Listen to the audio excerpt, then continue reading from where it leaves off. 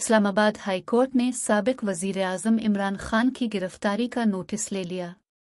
عمران خان کی گرفتاری پر اسلام آباد ہائی کورٹ میں سماعت ہوئی اور چیف جسٹس عامر فاروق نے کیس کی سماعت کی۔ عدالت نے سیکرٹری داخلہ کی عدم حاضری پر برہمی کا اظہار کیا۔ اس موقع پر چیف جسٹس نے استفسار کیا کہ بتائیں کہ کس کیس میں گرفتاری عمل میں لائی گئی، کارروائی کرنا پڑی تو وزیر اعظم اور وزراء کے خلاف بھی ہوگی۔ آئی جی اسلام آباد نے نیب کے وارنٹ کی کاپی اسلام آباد ہائی کورٹ میں پیش کی۔ بیرسٹر علی گوہر نے بتایا کہ عمران خان کے سر پر راڈ مارا اور زخمی ٹانگ پر بھی مارا گیا۔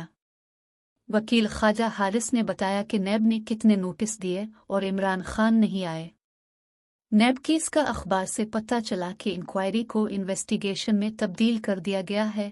عمران خان کی ضمانت کی درخواست تیار کر لی تھی۔